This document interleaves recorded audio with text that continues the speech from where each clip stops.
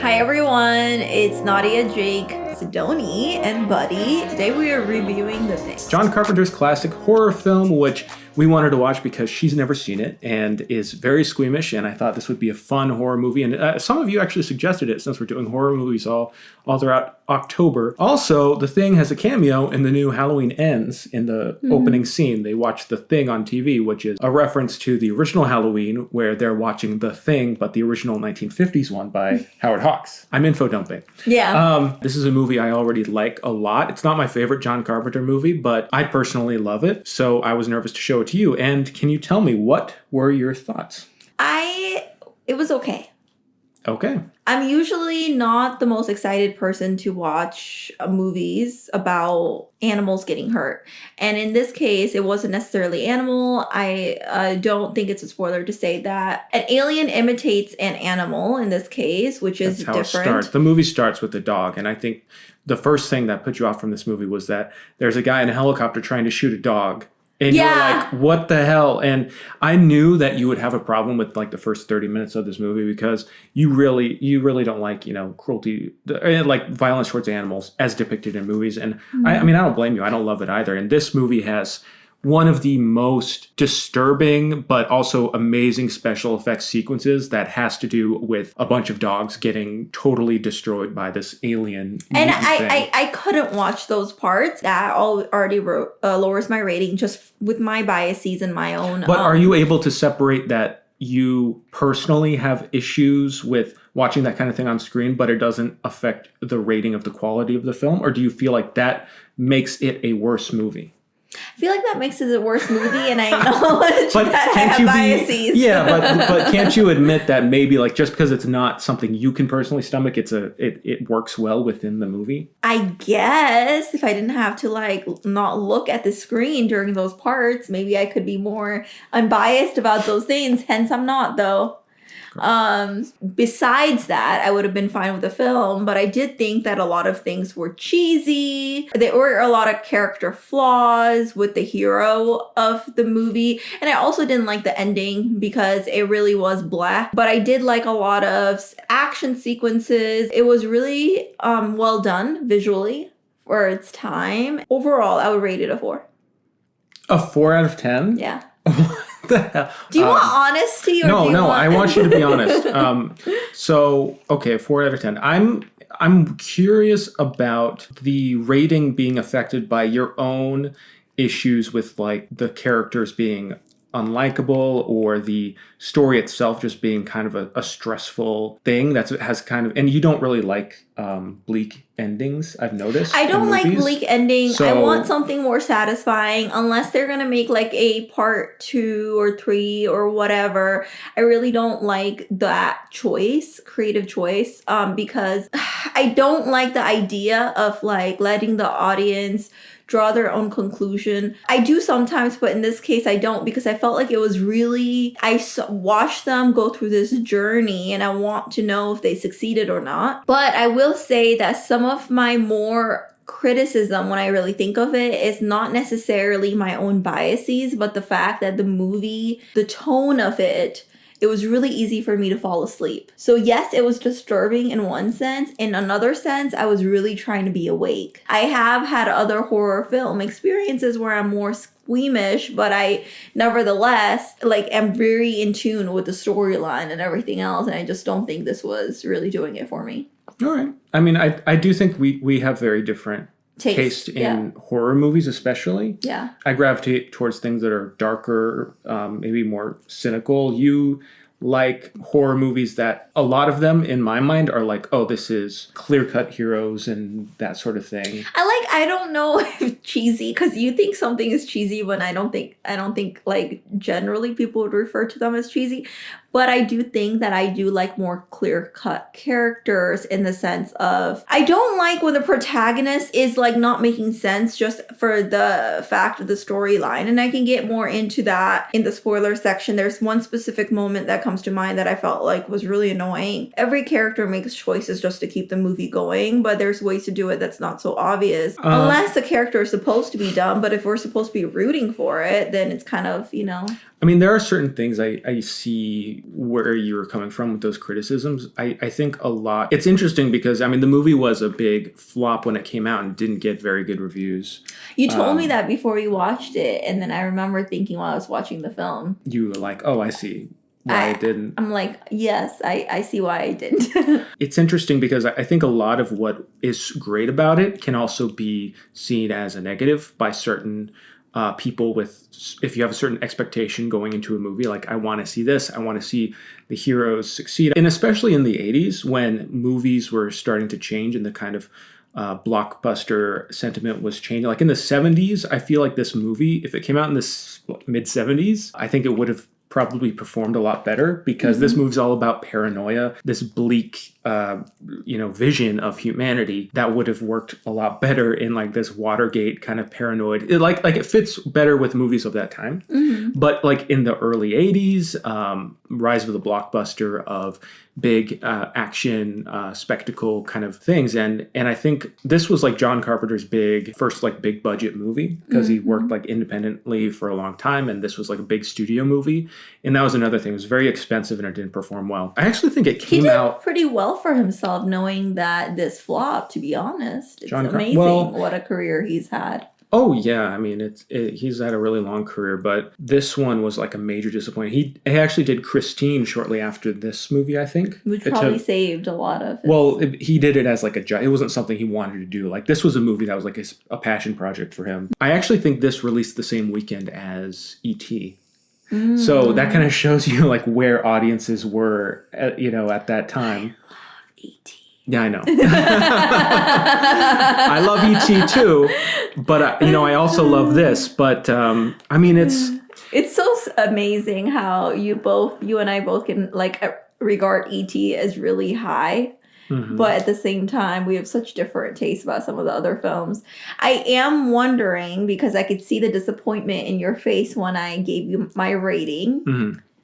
What would you rate it? I'd give it like an 8 out of 10, I think. Wow. There are things that I rewatching it again recently, it pointed out some issues that I do have with the movie. I do think that the last act of the movie has some problems. I think the final, climax of it it's a bit anticlimactic. I mean, just because there's so much great buildup, and I do think that it doesn't totally nail the landing there at the end, except for that final scene. Another thing is that this movie, when compared to, it's so similar to the movie Alien. Have you seen Alien? No.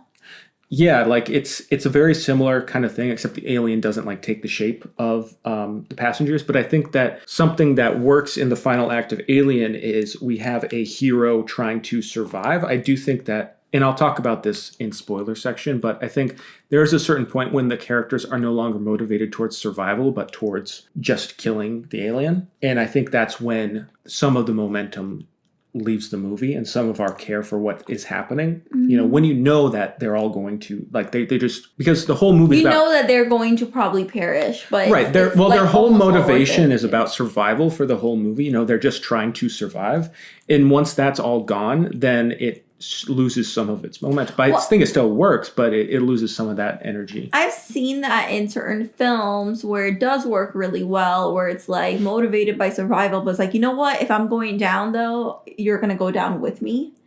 And that mentality, and I think it just, like, honestly, the way that it's directed, the way that the characters, like the willingness of the character, because if the same will that they have to survive is transferred correctly to the will to kill them and go down swinging, then I think it really even adds a lot more. I do want to get to spoiler section to kind of expand on that a little bit more. We can, but I want to focus on, since we've been criticizing the movie a lot, I do want to focus on things that I think work really well. I think amazing the cinematography is. Like, it's a great looking movie. It has this wonderful atmosphere, and personally, I think John Carpenter as a director shines the most with the atmosphere building. Like Escape from New York, it's a pretty slow movie, but it's got that atmosphere that I love. Halloween, pretty slow. It's got that atmosphere. Like, it's all about building up the mood, the music, all of that is so wonderful in this movie. The special effects, obviously, like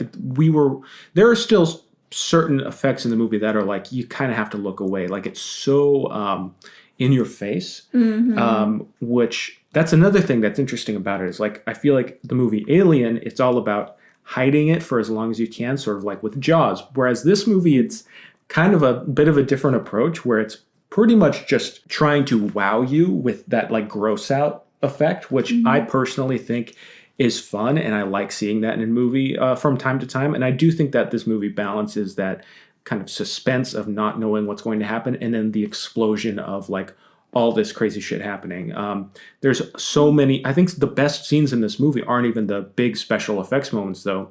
It's the scenes where we just see the characters in a room talking, getting angry, starting to shout, the camera going in from wide shots to medium shots to close-up shots, just like the way it's choreographed, it's so well done. And even though there's so many characters, like there's a lot of characters in this movie, we're able to generally identify like the most important ones. You're playing the game of who is the alien, In a movie where like there's not much like, there's no like character background. I feel like if this movie were made today, there'd be this, it shows our taste of movies a little bit, because there are certain horror movies where we watch where I'm like, roll my eyes when they show the scene of the character who lost their husband or whatever in the past. And so it's about them trying to overcome this thing. And I feel like a lot of times that can be done well, but most of the time it's kind of a cheap thing to try to make us identify with the character. Oh, we feel bad for them. They lost this person in their life and now they're having to deal with thing. It's a metaphor for, whatever. But in the thing, there's nothing going on with these characters' lives. But there's no backstory for Kurt Russell and how how he's, angry about his divorce. And so, it's like, here's the thing though, that's how your taste and my taste varies, because for me, that is what keeps me interested, is character kind of journey, do it and having it done well. For you, you can kind of like discard their past lives in a lot of sense. I could do it too, but in this film, and I know I'm like extremely negative of this film, but just have to speak to what I feel. I think that that's literally what makes some of the moments really like sleep-worthy for me. You don't care about any of the characters. I do. To an extent. It's very hard for me to root for a character when I don't feel like there is anything for me to hang on to. In a horror film especially, I think that's where I struggle when it's this kind of vibe, because I need something to root for. Like, not just like, oh man, there's an alien attacking, like, yay for the human race. Like, it's not really that for me. It's just more so like... You don't care about the human race?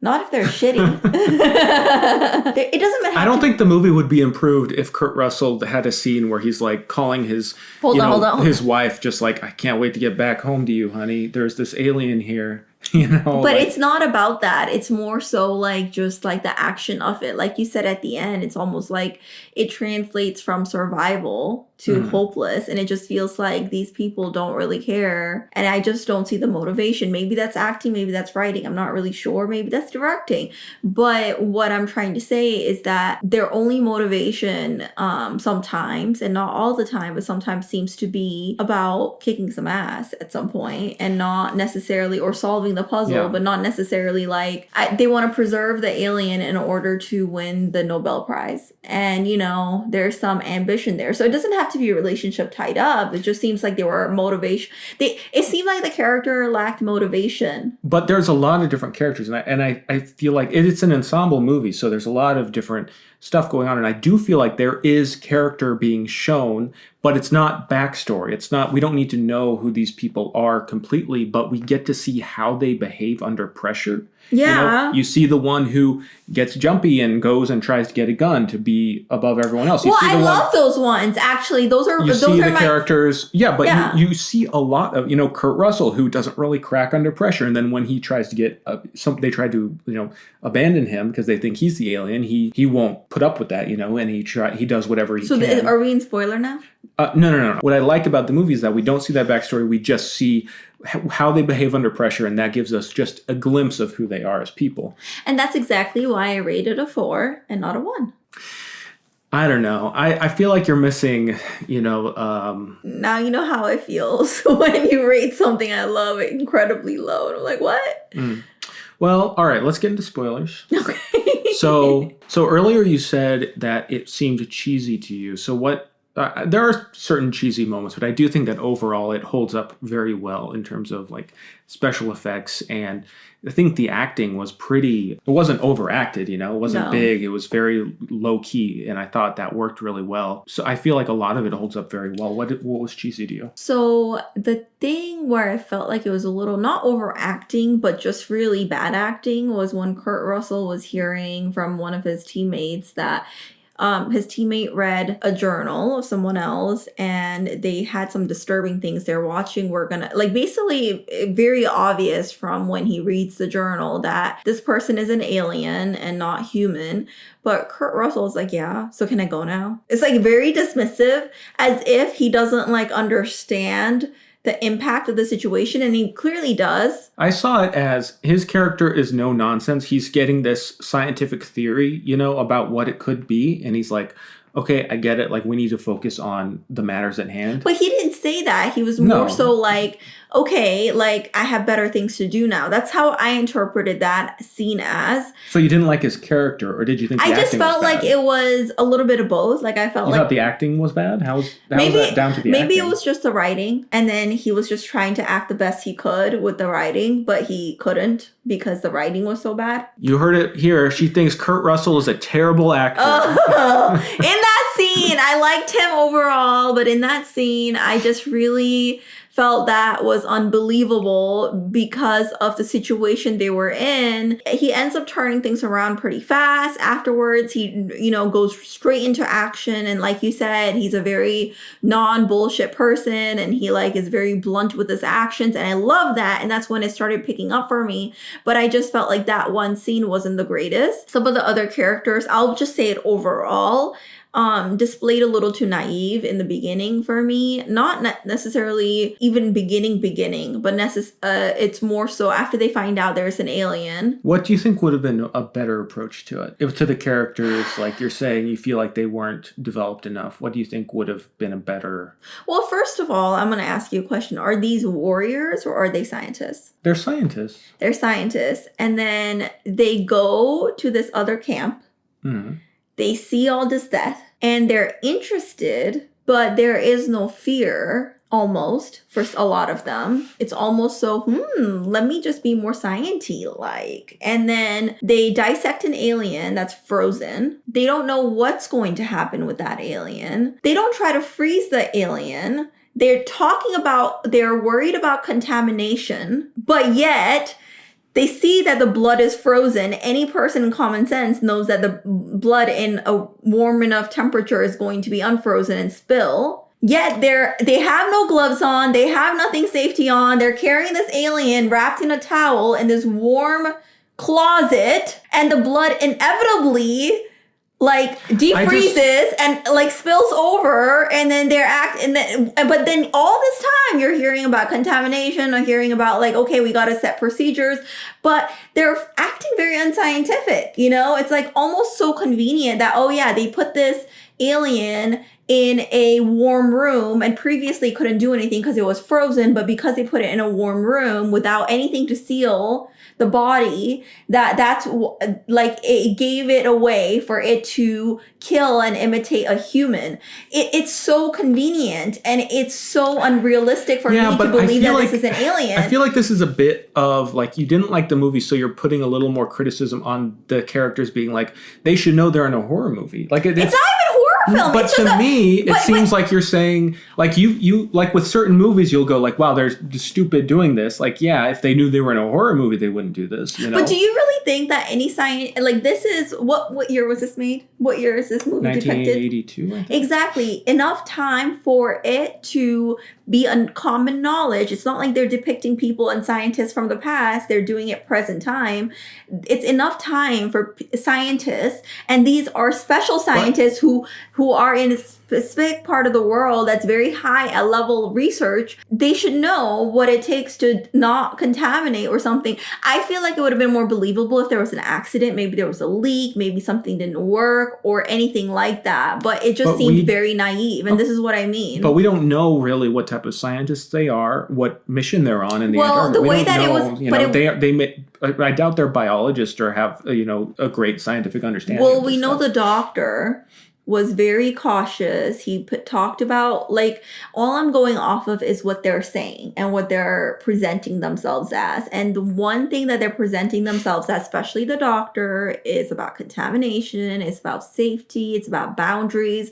And yet they act on none of that in a specific area. They do once they start to burn the aliens, and they don't hold back anything in doing so, which is great.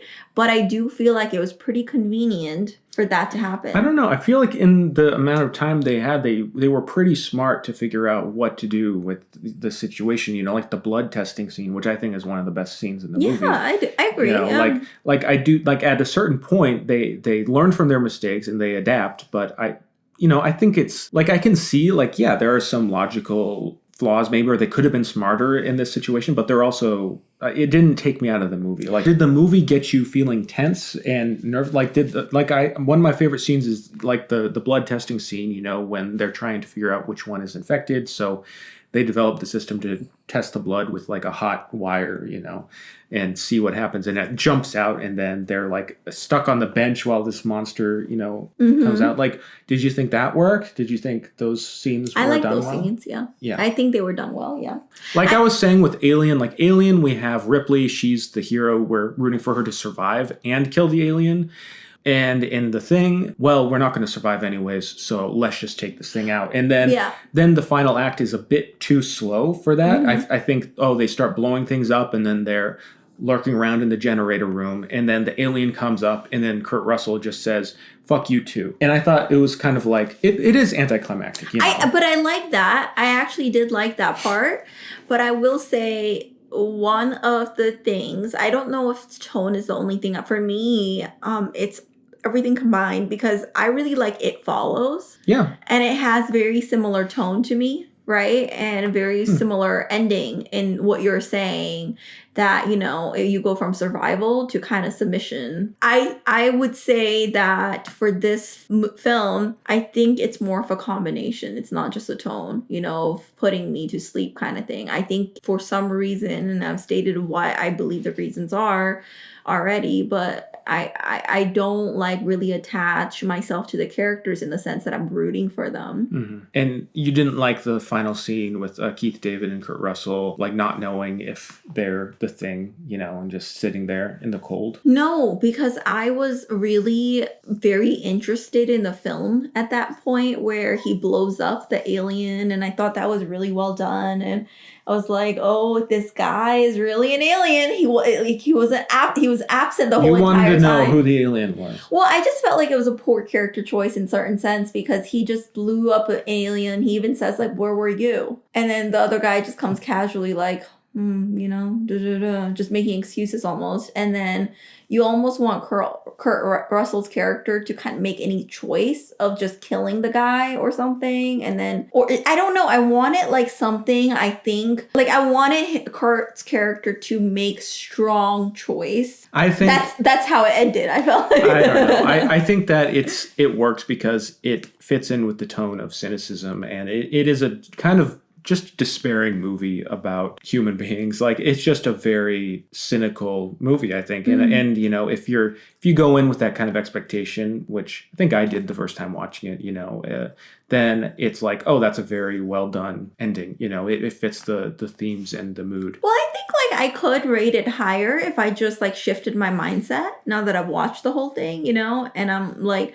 okay, it's more so, it's not supposed to be a resolution movie. It's more so supposed to be you're along the ride. In that mindset, I could see myself rating it like more of like a 6 or 7. I mean, it's a really well-made movie. Like, it has some amazing scenes and build-up and tension. And I don't disagree with you. It does, yeah. Yeah. I just think that for me, the things that I disliked was overwhelming enough for me not to like the movie as a whole. Okay. I mean, I'm glad we watched it because it's interesting getting your take on it and what works and what doesn't work for you. I had a feeling you probably wouldn't like it too much, but you did say that though too. I did. I said you probably watched the film. said, Maybe I don't know you're the reason why I don't like it because you already put me in a negative mindset. No. Usually when I say that, you end up going, "Oh, I really liked it," because your expectations. Because I'm rebellious? Just kidding. Because you're rebellious, but also because your expectations are brought down a little bit. Yeah. And I didn't want your expectations to be like, this is the best horror movie ever, you know? Well, what does that say about the film, though, that you want to bring my expectations down? Because I know your taste so well. We've seen so many movies together. What's interesting is I feel like you like The Shining a lot. Oh, yes. But it's interesting because that movie is also very dark, similar snow setting, isolation. I am motivated for the wife and the kids to get out. I have a relationship with them. You see, I'm transported in the storyline. I'm telling you, that's like the big difference. You can really identify with the characters. I really need to identify with the characters. I really need to feel like I could be them. Yeah. And I really need to feel invested. And also, if they all died at the end, would you like the movie so much? Who? The Shining. If they all died. No! I protest. Are you kidding me? So maybe that's it. If Wendy and Danny died. I'm coming for Stephen King. Yeah, if they died at the end of The Shining, maybe you wouldn't be such a fan. Yeah. Well. Thank you for watching, everyone. We will talk to you later. Have a good week. Yep. Bye. Bye.